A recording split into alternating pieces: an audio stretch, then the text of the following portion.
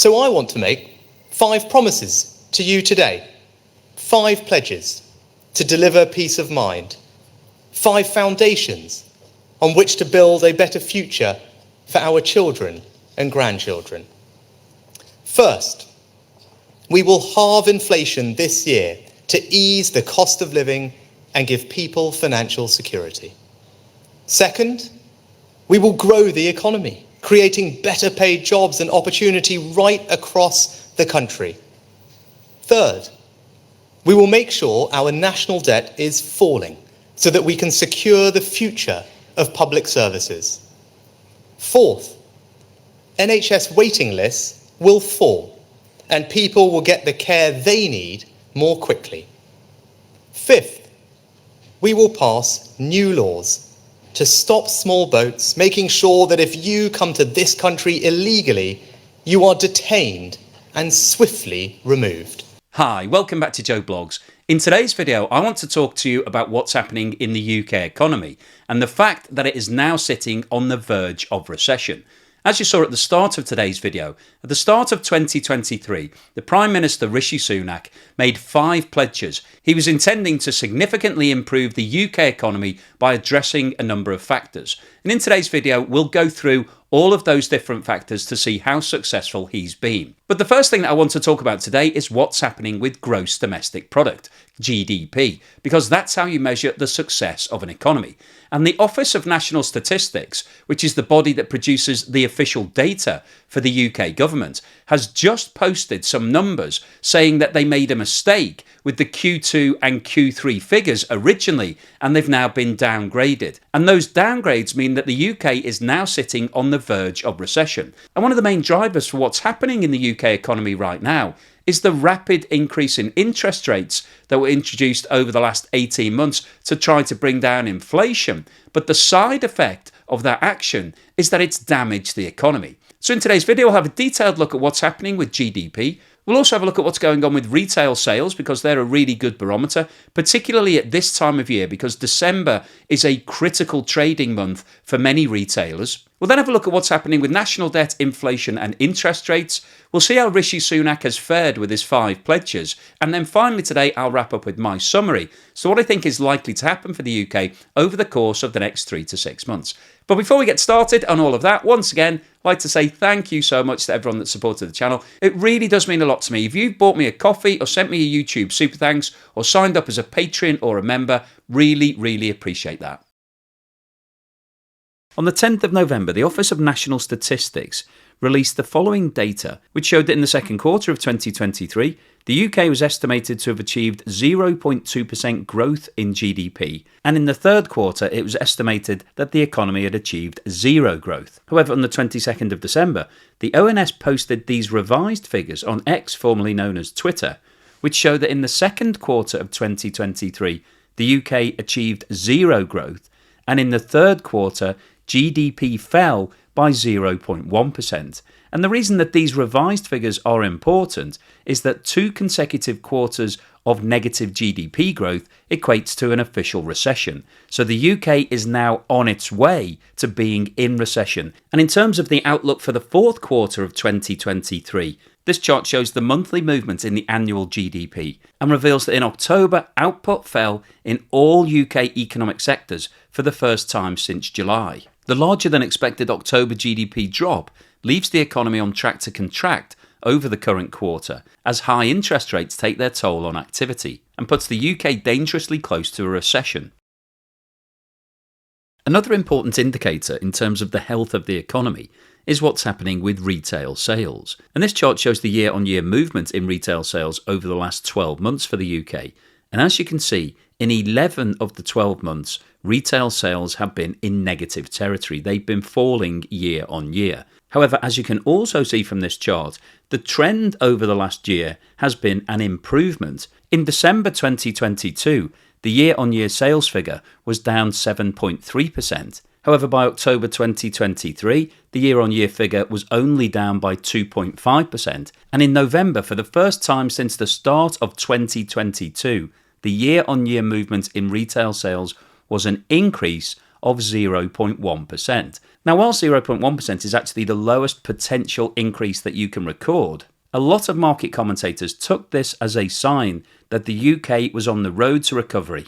But unfortunately, UK retailers have now reported a gloomy Christmas trading period, with sales volumes falling and being below average in December, according to the Confederation of British Industry. Weak trading in the month of December, which represents a disproportionately high percentage of the full year sales for many retailers, represents seriously bad news, and it's reported that stock volumes on UK shelves are currently too high, raising the prospect of heavy discounting in January. It's also been reported that orders placed with suppliers in the year to December fell at the quickest rate since May 2020, when the COVID pandemic hit. Retailers appear to be gloomy about the sector's fortunes in the new year, with firms anticipating an even sharper contraction in sales next month, the CBI said in its report. Against the backdrop of a weak sales outlook and elevated stock positions, retailers are set to continue to cut back on orders in January, which indicates that more pain is to come for retailers and the UK economy.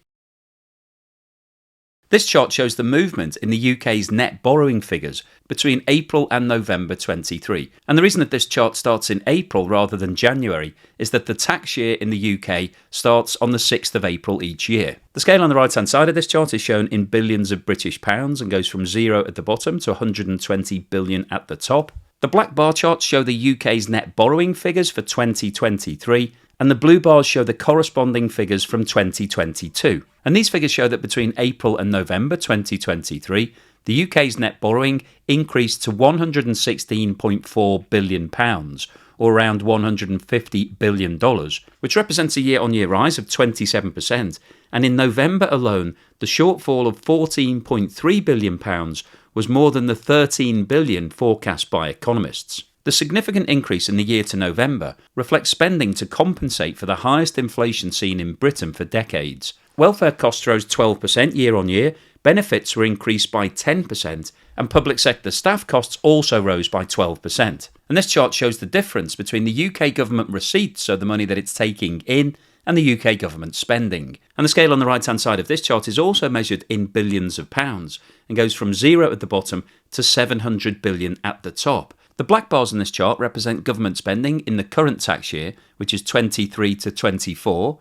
The red bars represent government receipts, so the money that they're gathering in the 2023-24 year. And the yellow and green lines represent government spending and government receipts last year. Despite the fact that the government gathered in £26 billion more in tax in the 8 months to November, as high inflation lifted VAT revenue by 8%, income tax by 9.6%, and corporation tax by 10.4%, spending, including net investment, rose by £71 billion, which represented an increase of 10%. The UK government's debt now stands at 97.5% of GDP, which is the highest level seen since the 1960s. This chart shows the movement of the official rate of inflation in the UK over the last 12 months, and as you can see, over the last year, inflation has come down in chunks. In December, January, February and March, inflation was sitting at around 10%. In April, May and June, it dropped to around 8%. In July, August and September, it dropped to around 7%. We then saw a drop to 4.6% in October, and the figures for November show that inflation is now sitting at 3.9%, which represents a marked reduction against where the UK was this time 12 months ago. However, it is still around double the target rate of 2%. And this chart shows the movement in the price of food, which is an important metric because, as we've discussed previously, food prices affect everybody, but they disproportionately affect people at the lower end of the economic spectrum because they're spending a much higher percentage of their disposable net income on food. And what this chart shows is that over the last 7 months, there has been a progressive reduction in the rate of food inflation from 19% seen in April 23 to 9.2% in November. So at face value, that trend looks very positive. However, when you look at the absolute increase of 9.2% in November, that means that the price of food on average rose by more than 9% year on year. And to put that into perspective, this chart shows the movement in UK wages over the last 12 months. And you can see in October 23, which is the last month that we have figures for, the year-on-year increase was 7.2%. So in real terms, the price of food is rising at a faster rate than people's wages, which means that the UK is still experiencing a cost of living rise and standard of living fall. Now, the reason that inflation has started coming down in the UK is as a direct result of the 14 consecutive interest rate increases that were introduced by the Bank of England. And this chart shows the movement in the official rate of interest over the last 5 years. And this shows that prior to those interest rate increases starting, the official rate of interest in the UK was 0.1%. However, today it's sitting at 5.25%. Now, the main reason that the Bank of England introduced those interest rate increases is that it wanted to reduce spending, because if spending goes down, if we see a fall in demand, then generally that leads to either a slowdown in price increases or price falls. And that's exactly what's been happening. But the problem with introducing interest rate increases is that it increases the cost of borrowing. And this is now starting to have a negative impact on the economy in the UK, because the vast majority of businesses in the UK have debt, and they're now having to pay more interest on that debt. So they've therefore got less cash to invest into their businesses and expand and hire more people. And also in the UK, the most common form of mortgage is a 2-year fix. And a lot of people have come off those fixes and are now having to remortgage at significantly higher rates, maybe 2, 3 or 4 times higher the rate that they were paying previously. So the rapid increase in interest rates has achieved its initial goal of reducing spending and bringing inflation down. But the flip side of higher rates is that GDP has started to fall and the UK is now entering recession. So let's now have a look at how Rishi Sunak has fared with the 5 pledges that you saw at the start of the video that he gave at the start of January 2023. His first pledge was to halve inflation, which in December 2022 was sitting at 10.5%. And the latest inflation figures for November 23 show that inflation is now down to 3.9%. So based on those figures, Rishi Sunak is 1 for 1. He's achieved his goal of halving inflation. However, when you look at what's happened to food inflation, which is an absolutely critical measure for the poorest members of society, in December 22, food inflation was sitting at 16.8%. In November 23, it was down to 9.2%, so not half of 16.8. So unfortunately, in terms of food inflation, Rishi Sunak has not achieved the goal of halving it. His next pledge was to grow the economy, to increase GDP. Now, things haven't gone well for Rishi Sunak in terms of GDP, and as we discussed earlier, the Office of National Statistics have now revised their figures, which show that in the second quarter of 2023, there was 0 growth in GDP. And in the third quarter, GDP actually fell by 0.1%. And the figures for October show that gross domestic product fell by 0.3%. So unfortunately, Rishi Sunak has not achieved his goal of growing the economy and increasing GDP. The third pledge was to reduce national debt. But unfortunately, the UK has seen a year-on-year increase in net debt in every single month of 2023. And as shown by this chart published by the Office of National Statistics in the UK, the current net debt percentage of 97.5 is the highest that's been seen since the early 1960s. So unfortunately, Rishi Sunak has not achieved his goal of reducing net debt. The fourth pledge was to reduce the length of waiting lists for the National Health Service. And this chart shows the number of people waiting for NHS hospital treatment in England. And the scale on the left-hand side of this chart is measured in millions and goes from 0 at the bottom to 8 million people at the top. And the colour coordination here, we've got green at the bottom representing people who've been waiting up to 18 weeks. The orange section represents people who've been waiting between 18 weeks and 1 year, and the red section at the top represents people who've been waiting for treatment for more than a year. And what this chart shows is that the current wait time for treatment at the NHS is at an all-time high, and over the last 12 months there has been a significant increase in all 3 categories shown on this chart. The overall number of waits for non-emergency treatment in England in October 23 is 7.71 million, which represents an increase of around 500,000 since the start of 2023. So unfortunately, once again, Rishi Sunak has failed to deliver on his pledge to reduce NHS waiting lists. And the final pledge was to reduce the amount of people arriving in the UK by small boats. And this issue has been very contentious over the last 12 months because the UK government is introducing laws where asylum seekers will be relocated to Rwanda in Africa rather than waiting in the UK while their case is heard. And this chart shows the number of people crossing the English Channel in boats between 2019 and September 2023. The scale on the left-hand side of this chart shows the number of people going from 0 to 50,000 at the top, and all of the lines shown on this chart are cumulative, so it builds up month on month.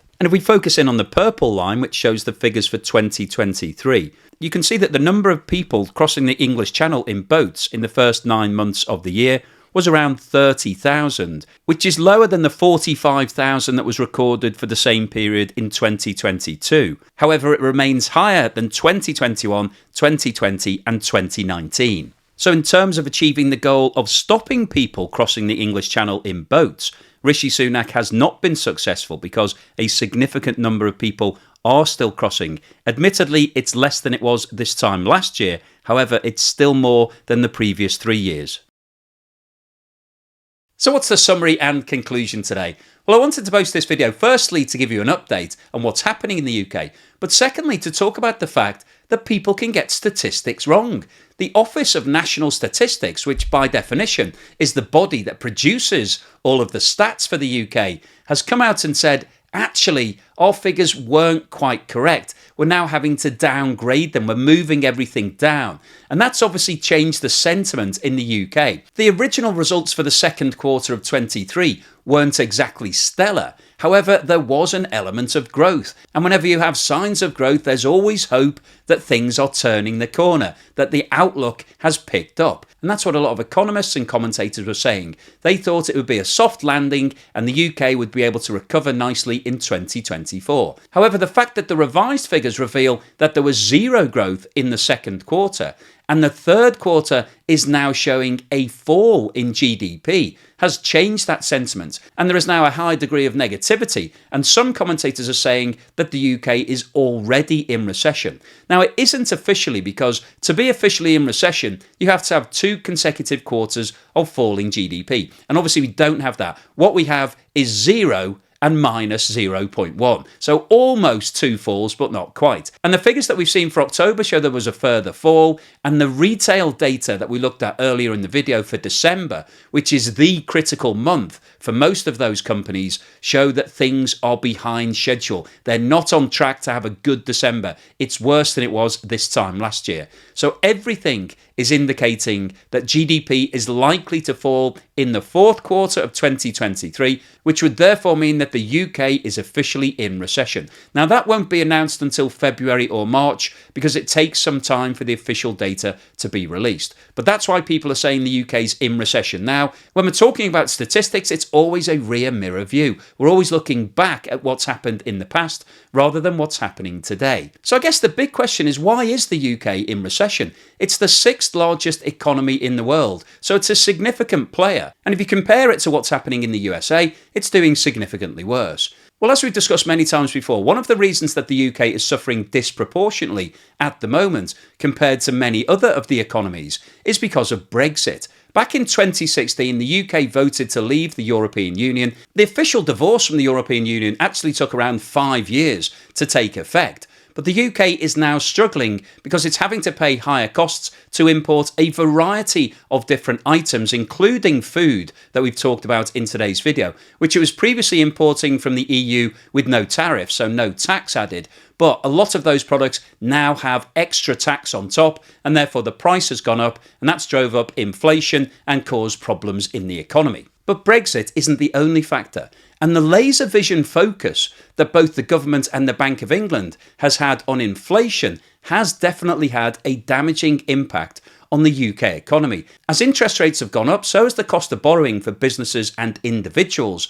And that's meant that they've reduced their spending, they've reduced their investment, and the level of activity has started to slow down. So Rishi Sunak hit his goal of bringing inflation down. But the problem with achieving that goal is it looks like it's damaged other parts of the economy, including GDP and national debt, which were 2 of his other pledges. And if we take a step back for a second and look at those 5 pledges, the 3 that were directly related to the economy were always going to be difficult to achieve if there was a global slowdown. If the global economy had been roaring ahead, then it may have been possible to tick all of those three boxes. But the fact that we've seen a global slowdown made it much more difficult to achieve a reduction in national debt and also to grow GDP at the same time as trying to reduce spending in the UK economy. So if, for example, the UK had managed to increase its exports significantly, that potentially could have led to an increase in GDP whilst we saw a reduction in spending in the UK.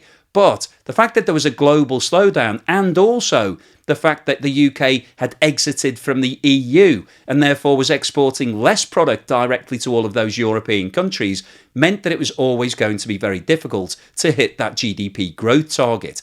And the national debt really feeds off that. If GDP is falling and the government continues spending, as we've seen that it has, then really the only way to fund that increase in spending was to borrow more money. And on the issue of spending, the target of trying to reduce wait lists at the NHS would have required significantly more investment, which hasn't been forthcoming. So those wait lists are still getting higher. And it's a similar scenario for stopping the boats, and the government has focused a lot of its efforts on trying to relocate asylum seekers to Rwanda. But as it stands at the time of making this video, nobody has been relocated to Rwanda. Not one asylum seeker has gone there yet. So the overall summary of today's video is, as we've seen from the data, the situation in the UK is getting worse. It's now on the brink of recession, potentially may even be in recession in terms of real-time data. And over the course of the next 3 to 6 months, it's unlikely that we're going to see a significant improvement. But what we may see is interest rates starting to come back down. The government has hit its target of halving inflation, more than halving inflation, in fact. And whilst the official figure of 3.9% remains above the target of 2%, I think there's a chance that the government will look at the overall economy and realise that they need to increase GDP and they need to start seeing national debt coming down. And in order to achieve those goals, it may be beneficial to actually take the brakes off, to reduce interest rates, relieve the cost of borrowing for everybody that's got debt, to try to boost things and get everything back on track. But as we've discussed previously, changes to interest rates do take time to feed through into the economy, so it won't be a quick fix, and it's likely that over the next 3 to 6 months, things will get progressively worse in the UK. An official recession is highly likely to be called in the first quarter of 2024, and the big question is, how long will that recession last? Will it run throughout the whole of 2024, or can the UK turn it around? And as it sits at the moment, a lot of things need to work in their favour for things to improve, including an uptick in the global economy. And as it sits right now, the outlook for the global economy isn't great for 2024, and that's going to make things worse for the UK. So hopefully you've enjoyed today's video, you found it useful, informative and thought-provoking. If you've liked what I've said, then please give me a thumbs up. Thank you for watching this video all the way through to the end, and here's something to put a smile on your face.